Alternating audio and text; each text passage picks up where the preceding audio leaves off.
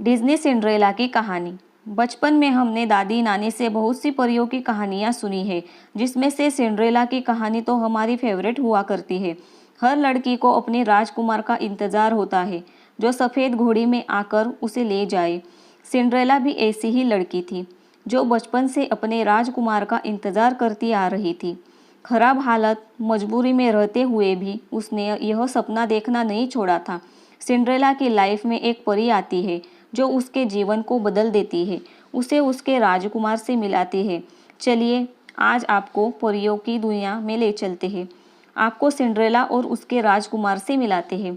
एक समय की बात है, किसी राज्य में एक व्यापारी रहा करता था। उस व्यापारी की एक छोटी सी बेटी थी, जिसका नाम था एला। एला बहुत ही प्यारी और नेक बच्ची थी। उसके पिता उससे बहुत प्यार करते थे और उसकी सारी ज़रूरतें पूरी करते थे। लेकिन एला की ज़िंदगी में एक चीज़ की कमी थी, वह थी उसकी माँ, जो उसे छोड़कर भगवान के घर चली गई थी। एला की इस कमी को पूरा करने के लिए उसके पिता ने दूसरी शादी कर ली। एला की नई माँ की दो बेटियाँ थीं। वह बहुत खुश थी कि माँ के साथ साथ उसे दो बहनें भी मिल गई। दोनों बहनें बहुत घमंडी थीं, लेकिन एला उनसे प्यार करती थी और अपनी नई माँ को भी बहुत चाहती थी। एला की खुशियाँ ज़्यादा दिन टिक नहीं पाई। एक दिन जब उसके पिता अपने काम से किसी दूसरे शहर गए तो फिर कभी वापस नहीं आए। एला पर तो मानो मुश्किलों का पहाड़ टूट गया हो।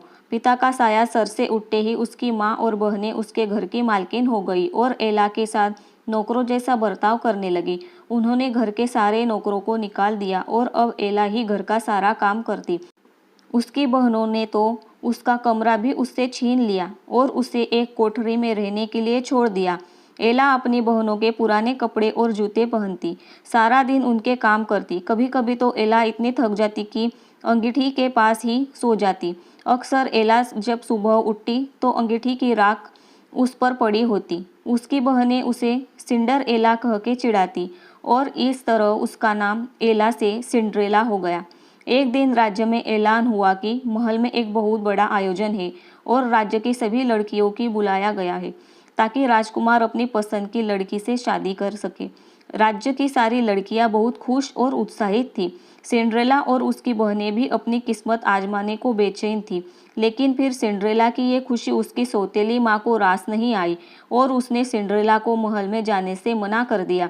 बेचारी सिंड्रेला दुखी मन से फिर अपने काम में लग गई और सोचती रही कि इस वक्त उसकी बहनें क्या कर रही होंगी और राजकुमार देखने में कैसा होगा। सिंड्रेला जब इन ख्यालों में खोई हुई थी, तभी वहां एक जादूगरनी आई।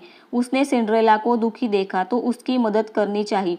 सिंड्रेला ने सारी बात जादूगरनी को बताई। जादूगरनी ने सिंड्रेला से कहा, ओह प्यारे सिंड्रेला, मैं तुम्हारी मदद कर सकती हूँ। यह कहकर जादूगरनी ने अपनी छड़ी घुमाई और वहां पड़े एक बड़े से कद्दू को एक बग्घी में बदल दिया। वही चार चूहे उछल कूद मचा रहे थे। जादूगरनी की नज़र उन पर पड़ी तो उसने चूहों को घोड़ा बना दिया। अब ज़रूरत थी एक कोचवान की। जादूगरनी ने चारों तरफ नज़र घुमाई तो उसे एक मेंढक दिखा और उसे कोचवान में बदल दिया। सिंड्रेला यह सब देखकर हैरान हो रही थी कि तभी जादूगरनी उसकी तरफ मुड़ी और अपनी जादू की छड़ी घुमा दी और पलक झपकते ही सिंड्रेला के मटमैले और फटे हुए कपड़े साफ और सुंदर हो गए। उसके पैरों में टूटी हुई चप्पल की जगह सुंदर कांच की जूती आ गई। अब सिंड्रेला महल में जाने के लिए तैयार थी। जादूगरनी ने सिंड्रेला को विदा करते हुए कहा, बेटी तू अपनी इच्छा पूरी कर ले, लेकिन याद रखना रात 12 बजते ही यह सारा जादू खत्म हो जाएगा। सिंड्रेला जब महल पहुंची तो सबकी नजरें उसी को देखने लगी। वह बहुत ही सुंदर लग रही थी। राजकुमार ने जब उसके साथ डांस करना चाहा तो सिंड्रेला की सौतेली बहनों के साथ साथ वहां मौजूद सभी लड़कियां सिंड्रेला से जलने लगी, लेकिन कोई सिंड्रेला को पहचान नहीं पाया। राजकुमार ने उसे देखते ही फैसला कर लिया था कि वह इसी लड़की से शादी करेगा। सिंड्रेला भी राजकुमार की आंखों में ऐसी डूबी कि उसे जादूगरनी की बात याद ही नहीं रही। देखते ही देखते 12 बज गए।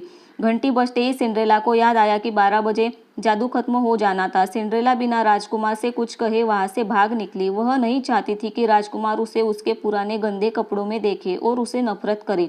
भागते वक्त सिंड्रेला की कांच की एक जूती महल में ही छूट गई, जो राजकुमार ने उठा ली। राजकुमार ने बहुत कोशिश की सिंड्रेला को ढूंढने की, लेकिन वह उसे कहीं नहीं मिली। सबने राजकुमार से उसे भूल जाने को कहा, लेकिन राजकुमार सिंड्रेला को भूल नहीं पा रहा था। आखिरकार सारे राज्य में ऐलान हुआ कि जिस लड़की के पैरों में वह जूती आएगी राजकुमार उसी से शादी करेंगे। राज्य में तो जैसे तूफान आ गया था, हर लड़की राजकुमार से शादी करना चाहती थी। सभी लड़कियां अपने आप को उस कांच की जूती की मालकिन बताने लगी। लड़कियों के घर जा जाकर उन्हें जूती पहनाई गई, लेकिन उनमें से किसी को भी वह पूरी नहीं आई। आखिर में सिंड्रेला की बहनों की बारी आई। दोनों ने हर कोशिश की जूती पहनने की, लेकिन कोई फायदा नहीं हुआ। अब सबकी नजरें सिंड्रेला पर रुक गई। सिंड्रेला ने जब उसे पहना तो वह जूती उसके पैर में आ गई, जैसे उसी के लिए बनी हो। सिंड्रेला की सौतेली माँ और बहनें हैरान और परेशान हो गई। किसी को भी उम्मीद नहीं थी कि वह सुंदर लड़की सिंड्रेला हो सकती है। राजकुमार ने जब सिंड्रेला से शादी के लिए पूछा तो सिंड्रेला ने खुशी खुशी हाँ कर दी। अगले ही दिन बड़ी धूमधाम के साथ सिंड्रेला की शादी राजकुमार से हो गई। राजकुमार और सिंड्रेला एक दूसरे के साथ बहुत खुश थे और एक दूसरे को बहुत चाहते थे। दूसरी तरफ सिंड्रेला की सौतेली माँ और बहनों को सिंड्रेला के साथ बुरा व्यवहार करने की सजा के रूप में राज्य छोड़कर जाना पड़ा।